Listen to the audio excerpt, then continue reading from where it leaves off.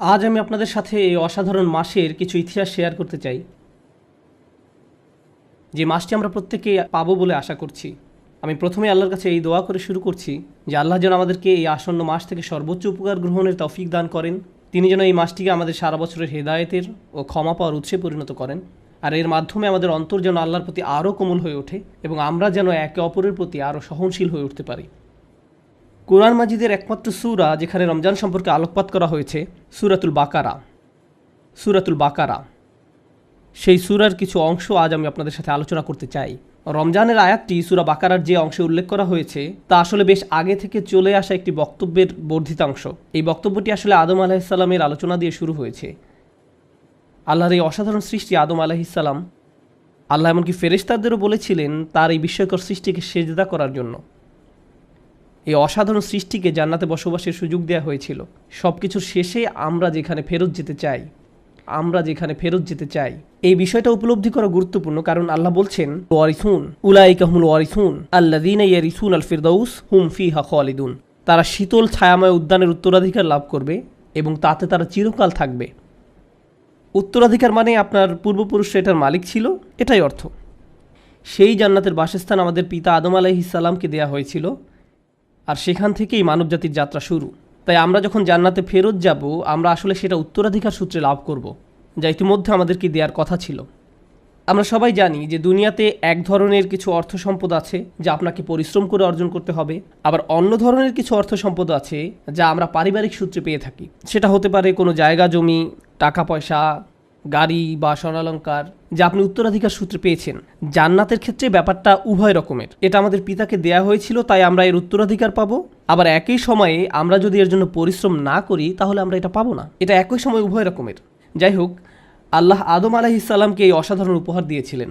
তিনি আদম আলাইহিসসালামের সাথে সরাসরি কথা বলতেন, তিনি তাকে সরাসরি উপদেশ দিতেন, মুক্তভাবে সেখান থেকে আহার করতে বলেছিলেন। তিনি আমাদের মা এবং বাবাকে বলেছিলেন তারা এই জান্নাতে যা ইচ্ছা পেতে পারে। আমরা সবাই গল্পটি জানি, শুধুমাত্র একটি গাছ ছাড়া। এই সকল উপদেশ দেওয়ার মাঝে একটা বিষয়ে আমি আপনাদের মনোযোগ আকর্ষণ করছি, আর তা হলো আল্লাহ সরাসরি আদম আলাইহিসসালামের সাথে কথা বলেছিলেন। তিনি বলেছিলেন উসকুন আনতা ওয়া যাওজুকাল জান্নাহ। সরাসরি কথা বলেছিলেন, তুমিও তোমার স্ত্রী জান্নাতে বসবাস করতে থাকো। আর জান্নাতের ব্যাপারে আল্লাহ বলছেন ইনদা সিদরাতিল মুনতাহা ইনদাহা জান্নাতুল মাওয়া। জান্নাতের অবস্থান অনেক উপরে, আর এই পৃথিবীকে আরবিতে বলা হয় দুনিয়া। দুনিয়া শব্দটি আদনা শব্দের স্ত্রীবাচক রূপ, যার অর্থ হচ্ছে নিচ। অর্থাৎ এই দুনিয়ার জীবন হলো সবচেয়ে নিম্নমানের জীবন। এখান থেকে আপনি শুধু উপরে যেতে পারবেন, আর উপর হলো জান্নাতের অবস্থান। জান্নাতের অবস্থান অনেক উচ্চতে। সূরা আন-নাজমে বলা হয়েছে এর অবস্থান আল্লাহর আরশের ঠিক নিচে। আমি যা বলতে চাচ্ছি, আদম আলাইহিসসালাম যে শুধু সরাসরি আল্লাহর সাথে কথা বলতেন তা নয়, তিনি আল্লাহর খুব নিকটেও ছিলেন। জান্নাতের নিয়ামত শুধু গাছপালা আর খাবার দাবারের মাঝে সীমাবদ্ধ নয়, বরং জান্নাতের এক অপার বিস্ময়কর নিয়ামত হলো আল্লাহ সুবহানাহু ওয়া তাআলার সংস্পর্শ। এটি জান্নাতের সবচেয়ে অসাধারণ নিয়ামত। তারপরেও আদম আলাইহিসসালাম এক ভয়ঙ্কর ভুল করে ফেললেন। শয়তানের ওয়াসওয়াসা সফল হলো, ভুল কাজটা ঘটে গেল। অনেক মানুষ এখানে ভুল করে, তারা মনে করে যে এই কারণেই আদম আলাইহিসসালামকে শাস্তি হিসাবে দুনিয়াতে দেওয়া হয়েছিল। শাস্তি দেওয়া হয়েছিল, আর শাস্তিটা ছিল জান্নাত থেকে তাকে দুনিয়ায় পাঠিয়ে দেয়া। এভাবেই দুনিয়ার মানব জাতির বসবাস শুরু। আদম আলাইহিসসালামকে শাস্তি স্বরূপ এখানে পাঠানোর ফল। আপনি যদি গভীর মনোযোগ দিয়ে কোরআনের এই বিষয়টি অধ্যয়ন করেন, তাহলে উপলব্ধি করবেন যে না, আদম আলাইহিসসালামকে আসলে এখানে শাস্তি স্বরূপ পাঠানো হয়নি। এটা খ্রিস্টানদের দৃষ্টিভঙ্গি। খ্রিস্টানরা মনে করে যে এই পৃথিবীর জীবন একটি অভিশপ্ত জীবন, এখানে মানুষ তার আদি পাপের প্রায়শ্চিত্ত করছে। কিন্তু আমাদের দৃষ্টিভঙ্গি এটা নয়। আমাদের মত হলো প্রতিটি মানুষ ফিতরাতের উপর জন্মগ্রহণ করে। প্রকৃতপক্ষে আদম আলাইহিসসালামের ঘটনার পরিপ্রেক্ষিতে আল্লাহ এই দুনিয়ার জীবন সম্পর্কে বলেন ওয়াজআলনা লাকুম ফিহা মাআইশ ক্বালিলাম মা তাশকুরুন। আমি তোমাদের জন্য ওতে জীবিকা নির্বাহের উপকরণসমূহ সৃষ্টি করেছি, তোমরা খুব কমই রয়েছে কৃতজ্ঞতা প্রকাশ করো। আল্লাহ এই দুনিয়াকে শাস্তি হিসাবে বর্ণনা করেননি, বরং তিনি এই পৃথিবীর জীবনকে সুন্দর উপভোগ্য এক জীবন হিসাবে বর্ণনা করেছেন। প্রকৃতপক্ষে আপনি যত বেশি কোরআন অধ্যয়ন করবেন, আল্লাহ বর্ণনা করছেন কিভাবে তিনি উট সৃষ্টি করেছেন, কেমন অপরূপ সুন্দর করে তিনি পাহাড় সৃষ্টি করেছেন, আকাশ, গাছপালা, আমাদের খাবার দাবার, তিনি ফলের উপর আবরণ সৃষ্টি করেছেন। অন্য কথায় আল্লাহ এই পৃথিবীকে কুৎসিত রূপে সৃষ্টি করেননি। তিনি এখানে আমাদের জন্য জীবিকা নির্বাহের উপকরণ সৃষ্টি করেছেন যেন আমরা তার কৃতজ্ঞতা প্রকাশ করি। কোরআন মজিদের অনেক জায়গায় আপনি শিখবেন যে এই দুনিয়ার অসংখ্য নিয়ামত নিয়ামতরাজি বর্ণনা করার উদ্দেশ্য হলো আমাদেরকে মনে করিয়ে দেওয়ার জন্য যে যদি এই পৃথিবীর নিয়ামতরাজি এত সুন্দর হয় তাহলে আমাদের আদি গৃহ জান্নাতের নিয়ামতরাজি না যেন কত সুন্দর। এটা আপনাকে জান্নাতের কথা স্মরণ করানোর কথা। এই পৃথিবী জান্নাতের একটা প্রিভিউ।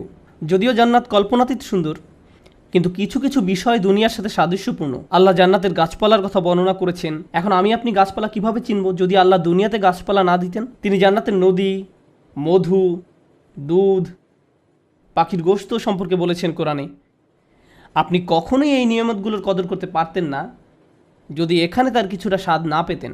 তাই এক দৃষ্টিতে বলা যায় তিনি এই দুনিয়াকে জান্নাতের একটি প্রিভিউ হিসেবে তৈরি করেছেন। যাই হোক, আমি আমার পূর্বের বক্তব্যে ফেরত আসছি। আদম আলাহিসাল্লামকে আদম আলাহিসাল্লাম আল্লাহর খুব নিকটে ছিলেন। এখন সেই ভুলের কারণে আল্লাহ তাকে দুনিয়ায় পাঠিয়ে দিলেন। আবার বলছি, আমরা এখন জানি এটা শাস্তি ছিল না, কিন্তু তবু এটাকে একটা শাস্তি মনে হয়, কারণ তাকে জান্নাত থেকে বের করে এখানে পাঠিয়ে দেওয়া হলো। জান্নাতের সব কিছু চিরস্থায়ী। আপনি বৃদ্ধ হয়ে পড়বেন না, অসুস্থ হবেন না, কোনো কিছুর ভয় নেই, কোনো দুঃখ নেই।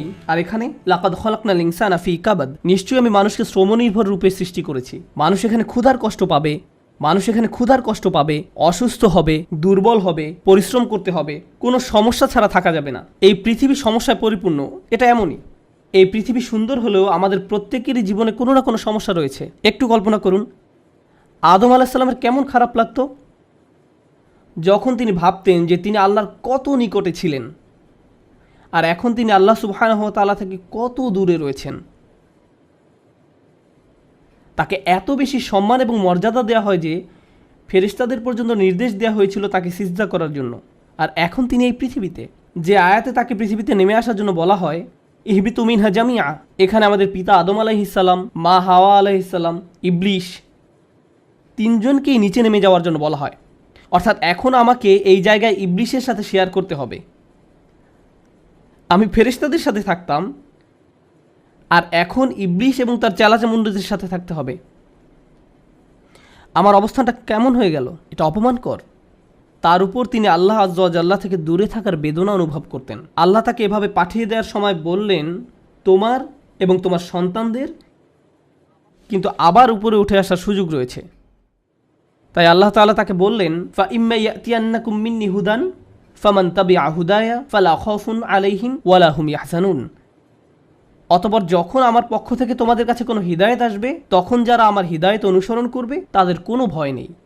কিন্তু যখন আমার পক্ষ থেকে কোনো পথ নির্দেশনা আসবে, এখানে বহু বচন ব্যবহার করা হয়েছে, অর্থাৎ শুধু আদম আলাইহিসসালাম নয়, বরং তার সন্তানদের প্রতি যদি কোনো পথ নির্দেশনা আসে, ইতিহাসের যে কোনো সময় যখন আমি হিদায়েত পাঠাবো, তখন যে কেউ তা মেনে চলার সিদ্ধান্ত নেবে, তাদের কোনো ভয় থাকবে না এবং তারা দুঃখিতও হবে না। আর এটা শুধু এই জীবনের জন্য নয়, বরং ফালা খাউফুন আলাইহিম ওয়ালা হুম ইয়াহজানুন। এই আয়াতের সত্যিকারের ইঙ্গিত হলো জান্নাতি জিন্দিগির প্রতি। জান্নাতের অন্যতম একটা শ্রেষ্ঠ উপহার হলো সেখানে কোনো ভয় এবং দুঃখ থাকবে না। অর্থাৎ আল্লাহ তাকে বলছেন, এই হিদায়াতের অনুসরণ করো, তাহলে তুমি আবার জান্নাতে উঠে আসতে পারবে, তুমি আবার তোমার আদিগৃহ জান্নাতে ফিরে আসতে পারবে। আদম আলাইহিসসালামকে এই অঙ্গীকার দেওয়া হয়েছিল, ভালো কথা। এভাবে ইতিহাসের পট পরিবর্তন হতে থাকে, শতাব্দীর পর শতাব্দী, একজন নবীর পর আরেকজন নবী, একজন নবীর পর আরেকজন নবী, এভাবে অসংখ্য নবী এসে মানব জাতিকে আল্লাহর পথে ডাকতে থাকে। আদম আলাইহিসসালামকে দেওয়া প্রতিশ্রুতির বাস্তবায়ন হিসেবে নবীরা এভাবে মানব জাতিকে আল্লাহর পথে ডাকতে থাকেন। সেই নবীদের খুবই ক্ষুদ্র একটা সংখ্যার কথা আল্লাহ কোরআনে উল্লেখ করেছেন, অমিনহুম মাল্লাম নাকসুস আলাইক, এবং কারো কারো ঘটনা আমাদের কাছে বর্ণনাই করা হয়নি। এত বেশি সংখ্যক নবী এবং রাসূল পাঠানো হয়েছে যে অনেকের সম্পর্কে আমরা কিছুই জানি না। তো আল্লাহর এই প্রতিশ্রুতি অনুযায়ী হিদায়াত আসতে থাকে এবং অবশেষে তা চূড়ান্ত রূপ লাভ করে। আমাদের সবার জন্য সর্বশেষ রাসূল মুহাম্মদ সাল্লাল্লাহু আলাইহি সাল্লাম, তার নিকট পাঠানো হিদায়াতই হলো সর্বশেষ হিদায়াত। তো আল্লাহর এই প্রতিশ্রুতি অনুযায়ী হিদায়াত আসতে থাকে এবং অবশেষে তা চূড়ান্ত রূপ লাভ করে। আর সে হিদায়াত হলো কোরআন। আল্লাহ রাসূল সাল্লাল্লাহু আলাইহি সাল্লামকে কোরআনকে খুব চমৎকারভাবে বর্ণনা করেছেন। তিনি বলেন, হুয়া হাবলুল্লাহিল মাতিন মিনাস সামাই ইলাল আরদ। কোরআন হলো আকাশ থেকে দুনিয়ায় আল্লাহর সম্প্রসারিত একটি রশি। কোরআন হলো আকাশ থেকে দুনিয়ায় আল্লাহর সম্প্রসারিত একটি রশি। কোরআনও এভাবে এসেছে, ওয়াতাসিমু বিহাবলিল্লাহি জামিআ ওয়া লা তাফাররাকু, আর তোমরা আল্লাহর রজ্জুকে সুদৃঢ়ভাবে ধারণ করো, পরস্পর বিচ্ছিন্ন হও না। আর অনেক সাহাবীর মতে এখানে আল্লাহর রজ্জু হলো আল কোরআন। আগে আমি আপনাদের বলেছিলাম, অর্থাৎ কোরআনকে শক্ত করে আঁকড়ে ধরো। এখন আমরা শিখছি যে আমাদের জন্য রশি ফেলা হয়েছে, আর এটা এমন রশি লাংফিসাম আলাহা, যা ভেঙে যাওয়ার নয়, কোনো শিকলের সংযোগ ভাঙার মতো নয়। এটা সুদৃঢ়, ভঙ্গুর নয়। আর এটা এরকম সম্প্রসারিত অবস্থায় থাকবে যতক্ষণ না মানবজাতির সমাপ্তি ঘটে। প্রজন্মের পর প্রজন্ম, প্রজন্মের পর প্রজন্ম আসবে যাবে, কিন্তু আল্লাহর এই সর্বশেষ রশি সব সময় থাকবে। আগেকার নবীদের শিক্ষা, যেমন মুসা আলাইহিসসালাম, সালেহ আলাইহিসসালাম, শুআইব আলাইহিসসালাম, নূহ আলাইহিসসালামের প্রতি যে হেদায়েতগুলো পাঠানো হয়েছিল, একসময় মানুষ তা ভুলে যায়, সেগুলো হারিয়ে গেছে, অথবা মানুষ তা পরিবর্তন করে ফেলেছে। তাদের পক্ষে আর সত্যকে খুঁজে পাওয়া সম্ভব নয়। কিন্তু সর্বশেষ যে হিদায়াত পাঠানো হয়েছে তা চিরকাল থাকবে। আর এর অনুসরণের মাধ্যমে মানুষ আবার জান্নাতে আল্লাহর কাছে ফেরত যেতে পারবে। আর তা হলো আল্লাহর বাণী আল কুরআন। আর সেই কুরআন, অর্থাৎ আদম আলাইহিসসালামকে দেয়া প্রতিশ্রুতি, যেটা সূরা বাকারা শুরুতে দেয়া হয়েছিল, সেই প্রতিশ্রুতির চূড়ান্ত রূপ লাভ করে যখন আল্লাহ ঘোষণা দেন, শাহরু রমাদান আল্লাযী উনসিলা ফীহিল কুরআন, রমজান মাসই হলো সে মাস যাতে নাজিল করা হয়েছে কোরআন। এই কোরআন হলো আমাদের সবার জন্য, গোটা মানব জাতির জন্য আল্লাহর পক্ষ থেকে চূড়ান্ত উপহার, যা মেনে চলার মাধ্যমে মানুষ আবার তার আদি নিবাস জান্নাতে ফেরত যেতে পারবে। কারণ তা আমাদের পিতা আদম আলাইহিসসালামকে উপহার দেওয়া হয়েছিল, যেন আমরা আল্লাহর নিকটবর্তী হতে পারি। এই আসন্ন রমজান মাসে আমরা আসলে কি উদযাপন করতে যাচ্ছি তার একটি ভূমিকা আপনাদের নিকট উপস্থাপন করলাম। আমরা আল্লাহর প্রতিশ্রুতির বাস্তবায়ন উদযাপন করতে যাচ্ছি। আবার বুঝতে চেষ্টা করুন, একটি প্রত্যাশার প্রতিশ্রুতির বাস্তবায়ন উদযাপন করতে যাচ্ছি। আবার বুঝতে চেষ্টা করুন, আপনারা অনেকেই হয়তো মনে করেন যে আপনি একসময় আল্লাহর অনেক কাছাকাছি ছিলেন, আমি অনেক ভালো মানুষ ছিলাম, বা আমার হৃদয় এখনকার চেয়ে আগে আরও পরিষ্কার ছিল। কোনো কারণে হয়তো আপনি সেই পথ হারিয়ে ফেলেছেন, আরও অনেক দূরে চলে গিয়েছেন। এখন আপনার মনে হচ্ছে যে আপনি আল্লাহর কাছ থেকে এতই দূরে চলে গিয়েছেন যে আপনার আর কোনো আশা নেই।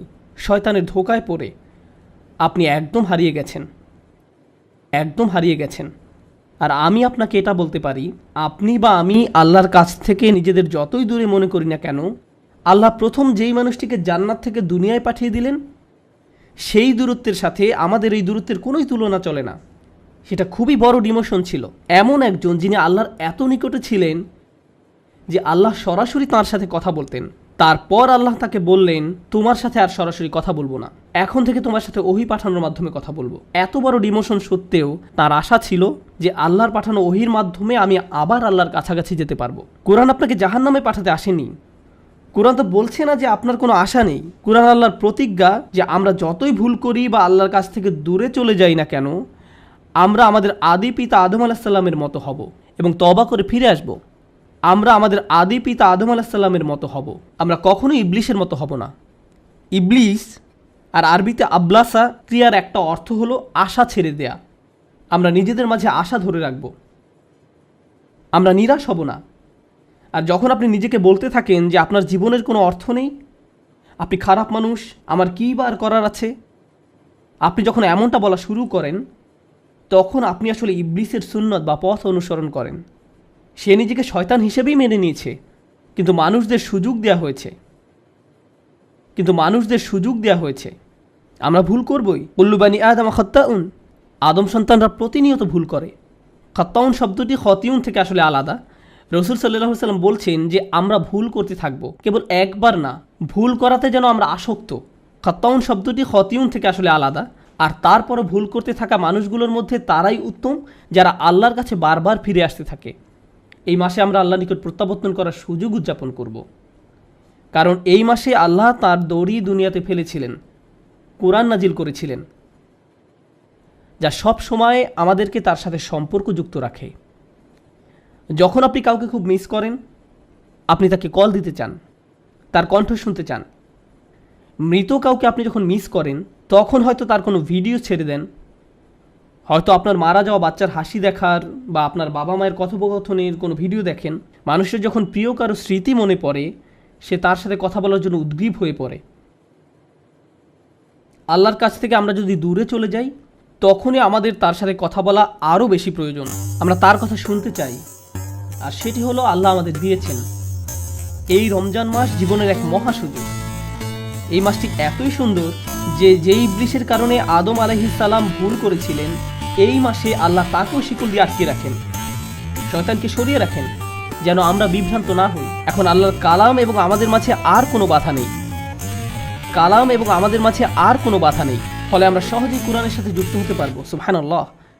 আজকের খুতবার শেষে এসে আমি এই মাসের অন্যতম একটা শ্রেষ্ঠ উপহার নিয়ে কথা বলতে চাই। রমজানের আয়াতের অনেকগুলো উপহারের কথা উল্লেখ করা হয়েছে, আমি শুধু একটি উপহার নিয়ে কথা বলতে চাই। আশা করি আমি আপনি এই সুযোগ পরিপূর্ণভাবে কাজে লাগাতে পারবো। আল্লাহ আযজা ওয়া জাল্লা বলেন, ও ইযা সাআলাকা ইবাদি আন্নী ফাইন্নী করিব। আমার বান্দারা যখন আপনার কাছে আমার সম্পর্কে জিজ্ঞেস করে, বস্তুত আমি রয়েছি তাদের নিকটেই। আল্লাহ এখানে বলেননি যদি আমার বান্দারা জিজ্ঞেস করে, তিনি বলছেন যখন আমার বান্দারা জিজ্ঞেস করে, কারণ তিনি আশা করেন যে এটা অবশ্যই ঘটবে। আপনি হয়তো আপনার সম্পর্কে আশাবাদী নাও হতে পারেন, কিন্তু আল্লাহ আপনাকে নিয়ে আশা করেন। তিনি রাসূল সাল্লাল্লাহু আলাইহি সাল্লামকে বলেন, যখন তারা আপনাকে আমার সম্পর্কে জিজ্ঞেস করে, সাধারণভাবে আয়াতটি তো এমন হওয়ার কথা ছিল যে যখন তারা আপনাকে আমার সম্পর্কে জিজ্ঞেস করে আপনি তাদেরকে বলে দিন আমি নিকটে। এটা বলার পর তিনি তার রসুলের সাথে কথা বলা বন্ধ করে আমার আপনার সাথে সরাসরি কথা বলা শুরু করলেন এবং বলেন, নিশ্চিতভাবেই আমি সন্নিকটে। আয়াতের মাঝখানে এসে বক্তব্যটি আর আল্লাহ এবং রসুল সাল্লাল্লাহু আলাইহি সাল্লামের সাথে না হয়ে আল্লাহ এবং আমার আপনার সাথে সরাসরি হয়ে গেল। বহুদিন যাবৎ হয়তো আপনি আল্লাহর সাথে কথা বলেন না। আপনি যদি অনেক দিন কারোর সাথে কথা না বলেন, আপনার মনে হতে পারে সেও হয়তো আপনার সাথে কথা বলতে চায় না। আপনি অন্য একজনের মাধ্যমে তার সাথে কথা বলতে চান, আপনি তার সাথে সরাসরি কোনো যোগাযোগ করতে চান না। কিন্তু আল্লাহ আযজা ওয়া জাল্লা সেই দেয়ালটি ভেঙে সরাসরি আপনার কাছে আসেন এবং আপনাকে বলেন, ফাইন্নী করিব। তারপর আপনার হয়তো মনে হতে পারে তিনি কেন আমার দোয়ার জবাব দিতে যাবেন, কিন্তু আল্লাহ বলেন, উজিবু দাওয়াতাদ দাঈ। একটি মাত্র দোয়া করা হলেও আমি তার সাথে জবাব দেই, আমি সাথে সাথে তার জবাব দেই। যে দোয়া করে সে একটি দোয়া করলেও আমি সাথে সাথেই তার জবাব দেই। অন্য কথায় এই আয়াত আল্লাহ সে লোক সম্পর্কে বলছেন না যে ঘন্টার পর ঘন্টা দোয়া করতেই থাকে, বরং তিনি এমন একজন সম্পর্কে বলছেন যে মাত্র একটি দোয়া করেছে। আল্লাহ এমন করে বলেন না যে ও সারা বছর তুমি পার্টি করে বেড়াতে, এখন তোমার কিছু একটা প্রয়োজন হয়েছে তাই আমার কাছে ছুটে এসেছো, দূর হও এখান থেকে। না না না, এমন ব্যক্তির দোয়ারও জবাব দান করি, তার এই একবারের দোয়াও। আর সেই ব্যক্তির যোগ্যতা কি? আমরা অনেক সময় মনে করি যে আপনি বড় কারোর সাথে কথা বলতে চান, আপনার কিছু যোগ্যতা থাকা দরকার। এরকমই হয় সব সময়। ধর্মীয় দৃষ্টিকোণ থেকেও মানুষ মনে করে আপনি যদি আল্লাহর নিকট কোনো প্রার্থনা করতে চান, আপনার উচিত ভালো পোশাক পরা, মসজিদে যাওয়া, দোয়া করার শ্রেষ্ঠ জায়গা হলো মসজিদে হারাম অথবা মসজিদে নববী। আরও ভালো হয় আপনি যদি পাপ করা বন্ধ করে দিয়ে দোয়া করতে পারেন। আর এই সবগুলোই সত্য, কিন্তু প্রত্যাশার এই আয়াতে আল্লাহ বলছেন, দোয়া করার জন্য তোমার যে যোগ্যতা থাকা চাই তা হলো তুমি দোয়া করার জন্য প্রস্তুত, শুধু এটাই। আপনি হয়তো চরম অন্ধকারে নিমজ্জিত কেউ হতে পারেন, শুধু আল্লাহর নিকট ফিরে আসুন। আপনি কাউকে চমৎকৃত করার জন্য এটা করছেন না, কাউকে এটা দেখানোর জন্য করছেন না, অথবা আপনার আশপাশের কারো মন্তব্যের জন্য আপনি তোয়াক্কা করেন না। মানুষ হয় আপনাকে অতিরিক্ত ভালো মনে করবে অথবা অতিরিক্ত খারাপ মনে করবে। মানুষ মনে করতে পারে আপনি খুবই ভালো মানুষ, কিন্তু আপনি তো ভালো করেই জানেন আপনি কেমন। অথবা তারা মনে করতে পারে আপনি চরম কুপ্রবৃত্তির একজন মানুষ, আপনার মাঝে ভালো কিছুর অস্তিত্ব নেই। তারা আসলে আপনার সত্যিকারের অবস্থা জানে না। তো আল্লাহ জানেন, কিন্তু আল্লাহ জানেন এবং আপনি নিজে জানেন। মানুষের ভুল মন্তব্যের কারণে নিজেকে প্রতারিত হতে দিবেন না। অনেক সময় এমনকি আপনি নিজেও আপনার প্রকৃত অবস্থা জানেন না, কিন্তু আল্লাহ জানেন।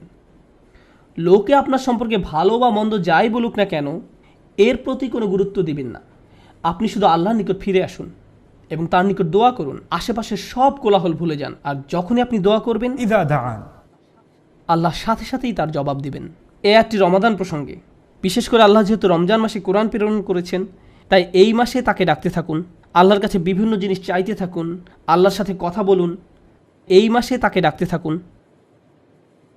আল্লাহর সাথে কথা বলুন যখন আপনি একা থাকেন, আল্লাহর সাথে কথা বলুন যখন আপনি গাড়িতে থাকেন।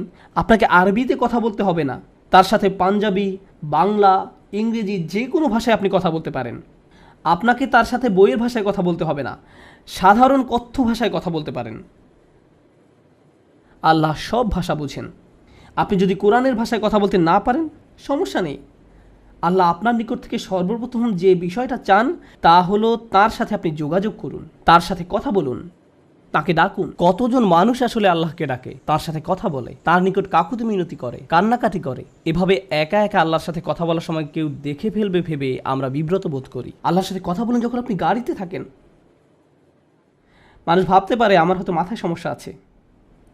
এটা কি বলা হয় ঈমান বিল গায়ব, অদৃশ্যের প্রতি বিশ্বাস। আপনি যদি বিব্রত বোধ করেন তাহলে মনে হতে পারে আল্লাহ আসলে আপনার কথা শুনছেন না। যদি আসলে বিশ্বাস করেন যে আল্লাহ আপনার কথা শুনছেন, তাহলে তার সাথে কথা বলুন। মানুষ যাই মনে করুক না কেন, এই কথোপকথন শুধু আল্লাহ এবং আপনার মাঝে। তাই তিনি আপনাকে প্রস্তাব দিচ্ছেন যে যখনই তুমি আমাকে ডাকবে, আমি সাথে সাথে তার জবাব দিব। আর এর বিনিময়ে তিনি আপনার নিকট একটা জিনিস চেয়েছেন, একটা অনুরোধ করেছেন, ফালিয়াস্তাজিবু লি, কাজেই তাদের কমপক্ষে আমার ডাকে সাড়া দেওয়ার চেষ্টা করা উচিত।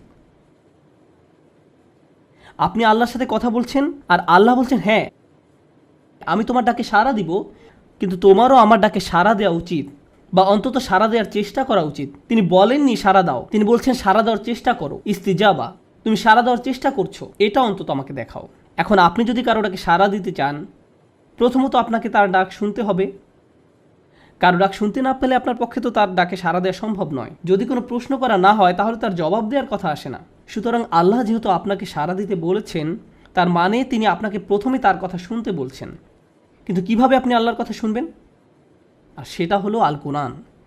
যখন আপনি আল কোরআন তেলাওয়াত করছেন, যখন আপনি আল কোরআন শুনছেন, যখন আপনি কোরআনের আয়াত নিয়ে চিন্তা করছেন, আপনি এমন একটি বিষয় শুনছেন যার জবাব দেওয়া প্রয়োজন। এখানে আল্লাহ আপনার সাথে কথা বলছেন। সুতরাং এখন যেহেতু তুমি আমার সাথে কথা বলছো, আমাকেও তোমার সাথে কথা বলতে দাও।